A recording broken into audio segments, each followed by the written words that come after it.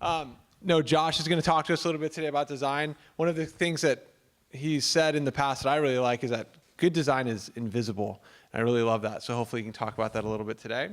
But everyone, let's give it up for Josh Porter. Yeah, what few startups know and Thanks. should build. Thank you. I was going to stay over there longer so we could tell more stories.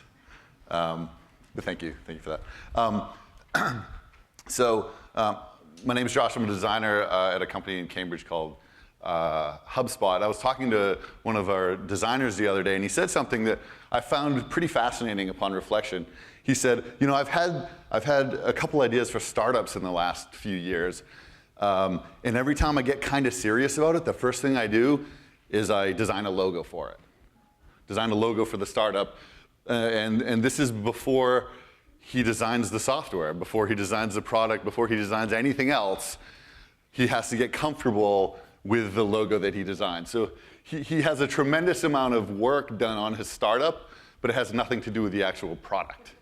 So I found that really weird, but it actually echoed some of my previous experience doing startups. I've been a part of a couple, and one of the very first things we do, it's almost like you can't walk onto the field of battle without a flag, right? You make that logo, right? And you obsess over that logo. And so it's a real natural thing for us. I'm not exactly sure why. Maybe Dan could help us figure that out.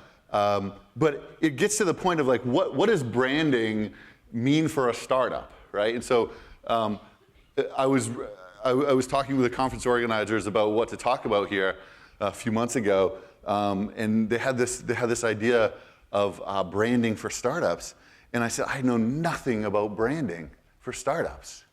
But then we talked about a couple ideas, and it occurred to me that I was a part of some startups from day zero, and a lot of what we were doing was actually branding. So I want to talk to you about that and share some things that I learned.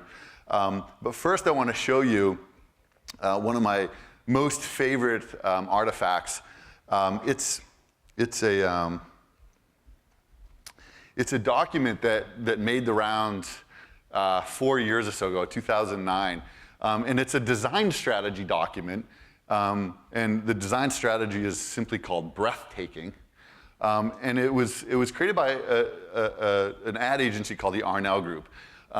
And it's a fascinating document. It's one of the most pretentious documents I've ever read in my life.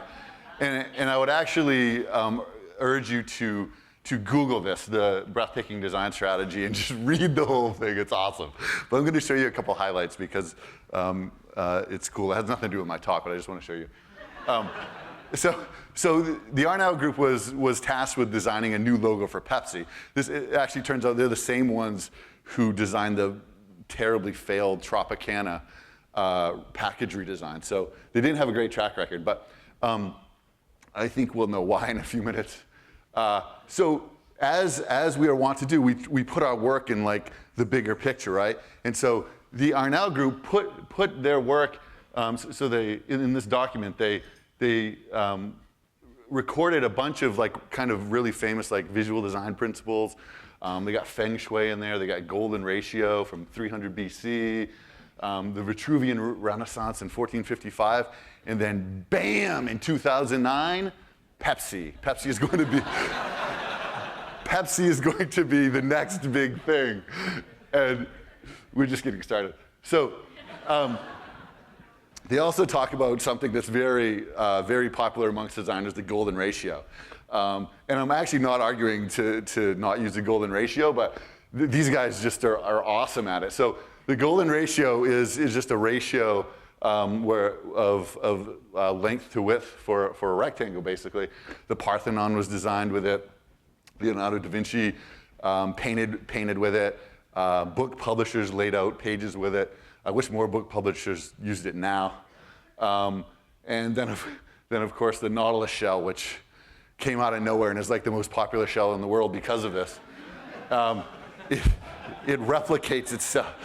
The shell grows because of the golden ratio. So this is how they describe the breathtaking strategy, and it's based on an evolution of 5,000 years, right? Like, what could be more important than this strategy?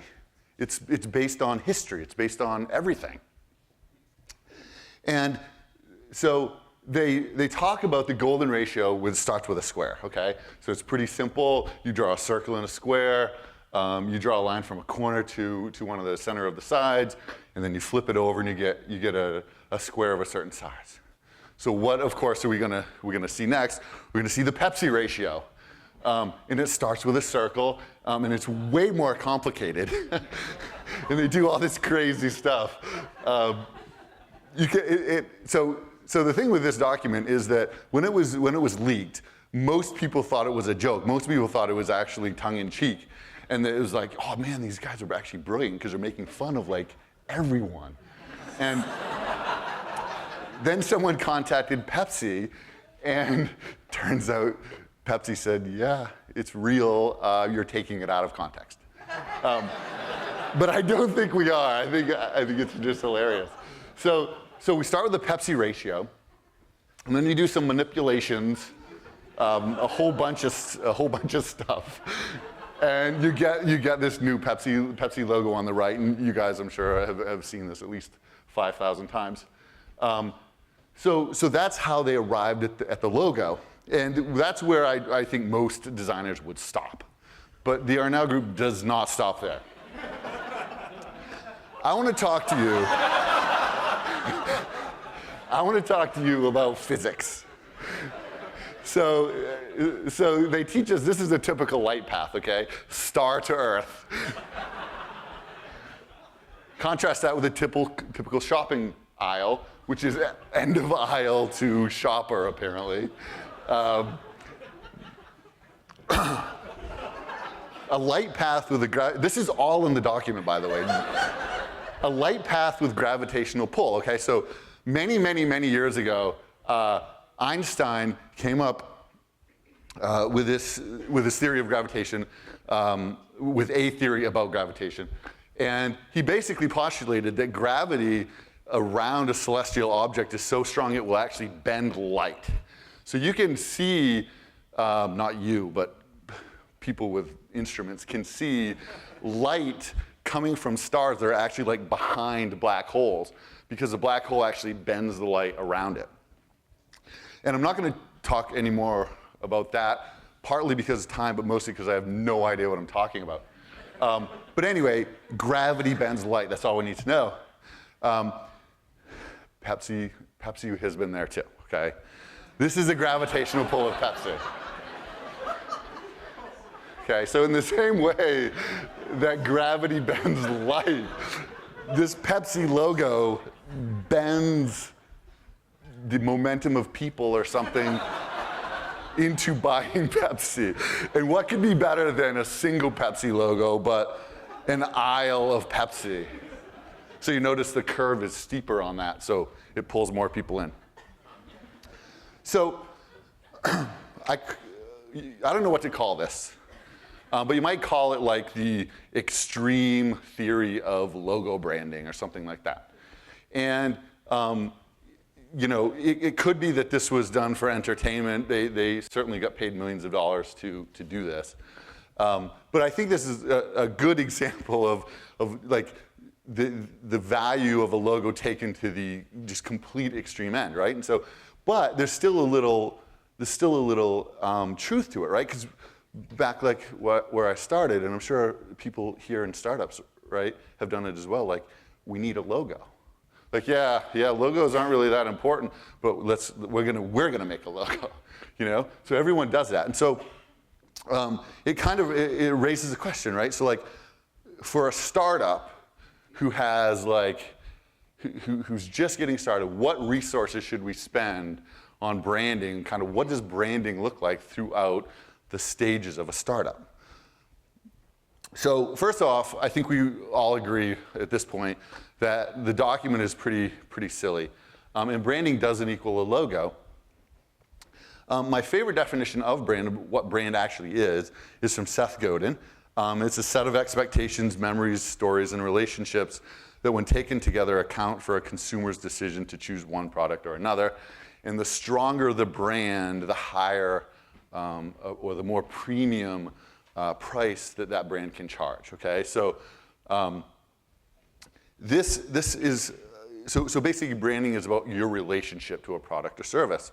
And we can look at, and Jared touched on this a little bit, you can look at the impact on brand of different types of messaging, right? So on the left end here, we kind of have passive branding, which is whatever the company tells us is kind of like whatever the logo, tells us, whatever we kind of see in any visuals or copy.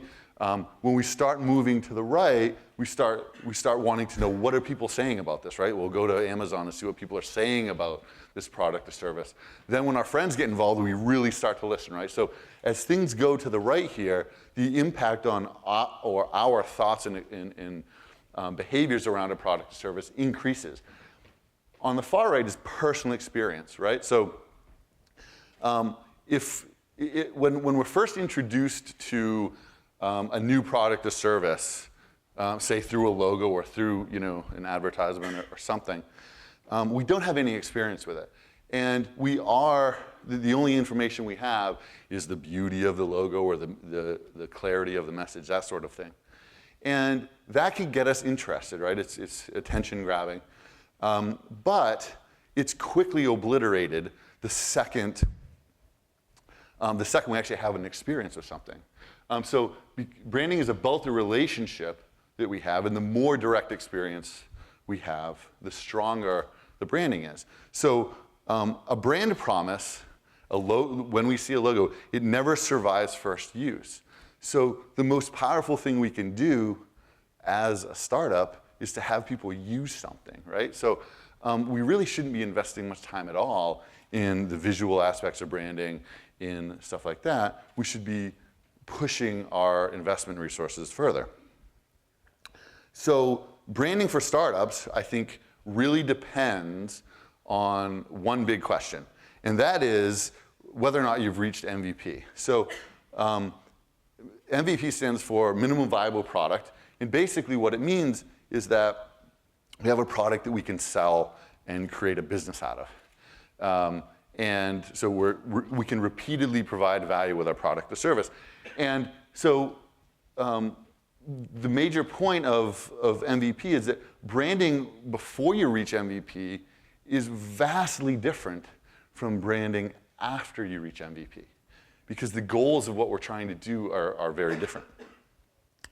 So pre-MVP, the goal is to find repeatable value. So we're going to be doing things like research, conceptual design, prototyping. Most startups are still in MVP because they have not yet found the quality product that they're going to go to market with, right?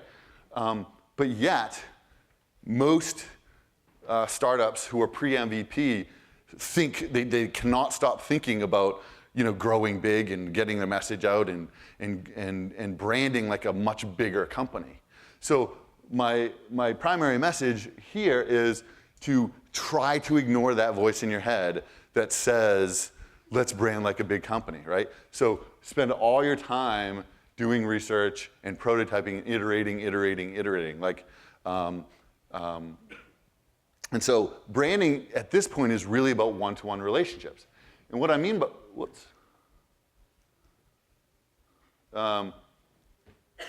so it's really about one-to-one relationships. So Paul Graham, a couple months ago, wrote a piece that's tangential to this. And the piece was called Do Things That Don't Scale. And what he was talking about was that most startups and most people who found startups want to build a big business. And so they look early on at things that they can scale. That's what they think about. Like, how do we build something scalable? But his deeper point is that almost all startups start by doing really unscalable things. So in this case, the most common unscalable things that people have to do is recruit users. So that means going to talk to people. And Paul also points out that most startup founders, they're either engineers or business folks. And so they're actually, as part of their job isn't always to go talk to people, especially engineers. So it's really important to go do that. So I learned a lot at Performable, but in hindsight, it was a lot easier to think about it. So startup activity, so going to talk to each prospect, doing a ton of research, prototyping over and over and over again, and like killing your darlings on an everyday basis. It was really hard to do. You're stressed out like all the time, roller coaster, all that stuff. But I've actually can see in hindsight, right? So can see in hindsight that all that stuff was really worth it, because even though it takes time, it feels repetitive, it feels like it doesn't scale, all those things are actually valuable because you're building your brand. And the way you're building your brand is that you're actually making one-to-one connections with the people that you're doing all this stuff with. So the first thing you'll find is like people love attention. I'm actually doing this really small, just like super small project on the side where I'm just emailing people every day. I'm emailing them some information about the weather. And people love getting an email from me every morning. It's the craziest thing. And like, oh, I like to see, I like to wake up and see your name in my email. I'm like, that's bizarre. But, and so sometimes I wonder what is the value of the email, or that I'm actually just sending them an email.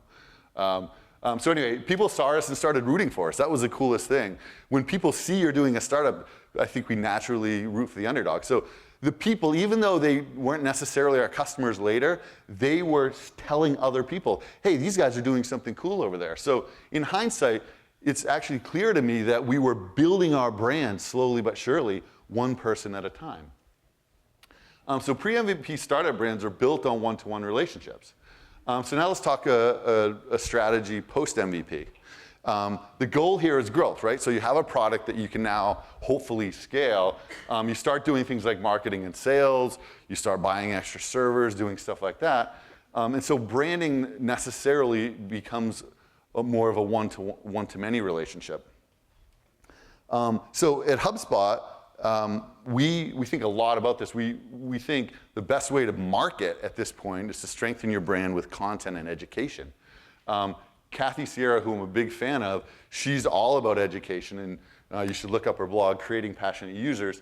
But she talks about how learning is central to the product experience. If you can teach people to do what it is that they want to do with your product more, that's the best way to create passionate customers. So here are four groups who I think are publishing really great content and educating people about what they do respectively, and that brings people into the fold. And I'll talk about a specific example. Marcus Sheridan is a brilliant idiot. He's an idiot because he started a pool company, if you can believe that. No one buys pools anymore. He started in 2002, I think, but he's brilliant because he made it work. And the way he made it work was by setting up a pretty darn ugly website. But this is what it looks like. Actually, that's a nice picture right there. But you'll notice all the information on his website is focused around teaching you about pools. Even the headline, are you considering an in-ground pool, right? No one has those headlines. Everyone has why our pools are awesome. Our fiberglass pools are the best, right? What about just starting with a question? Are you considering something? I can help you. I can help you do that. So all Marcus did was write pretty darn straightforward questions and answers. If you don't know what to blog about, just do questions and answers. What are the questions people are asking your company? Just write them down and answer them. Answer them in deep detail. So that's what Marcus did. In really deep detail, he answers questions like how much the in-ground pools cost. He finds questions that people normally wouldn't ask themselves. Whoops. In-ground pool warranties, like who even knew that those existed? And he just answers them in super deep depth. And so as Marcus published this stuff over time, he started to get a lot of organic traffic. And then what he did was he compared his customers, the experience that his customers were having, with the leads on his website. So what he found was that the people who became customers tended to view more than 30 pages of his blog. The average lead actually viewed a lot less, but there was a subset of active leads, good leads, that viewed 30 or more page views. It viewed a lot of number of page views. So what he did was he segmented those out, and he just started calling them. And so it turns out that when he called that subsection of his leads, the people who viewed 30 more pages, he had a closing rate of 80% on a sales appointment in an industry which he says is 10 to 15% on average. So this is a really kind of simple strategy, but it works, and it can work for any type of industry that you can think of. So my message to you is this: pre-MVP, don't spend money on a fancy logo, but create a strong brand by engaging with people one-on-one. It's in that engagement that you will grow your brand. It'll be extremely slow at start, but that's how you can really grow a brand. That's how we did it at Performable. Post MVP, after you've spent all that time building that first product, you don't want to spend money on interrupting people. You just want to strengthen your brand by educating people. So in terms of branding and startups, think about pre-MVP, post-MVP, because the strategies before and after are very different. Thank you. Thank you.